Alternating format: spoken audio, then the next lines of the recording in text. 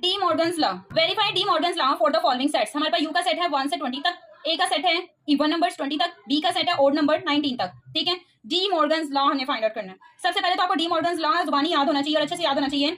ए union B bracket C, C मतलब होता है कॉम्प्लीमेंट। कॉम्प्लीमेंट मतलब ये जो ए यूनियन बी की वैल्यू है इसको हमने यू में से माइनस करना है। ठीक है, इनडायरेक्टली यू को ए यूनियन बी जो कि यूनिवर्सल सेट है उसके अंदर से हमने ए यूनियन बी की वैल्यू को माइनस करना है जो कि कॉम्प्लीमेंट कहलाता है। ठीक है, equal to A complement intersection B complement. ठीक है, A complement similar U minus A, B complement similar U minus B. ठीक है, अब इसको सॉल्व करते हैं। करना क्या है, हमारे पास लेफ्ट हैंड साइड भी है राइट हैंड साइड भी है और दोनों के आंसर इक्वल आने चाहिए। A union B bracket complement, U का सेट, ए का सेट, बी का सेट, सब मैंने लेफ्ट हैंड साइड। सबसे पहले क्योंकि ब्रैकेट है, ब्रैकेट को सॉल्व करना है तो ए यूनियन बी, ए का सेट लिखा, यूनियन बी का सेट लिखा।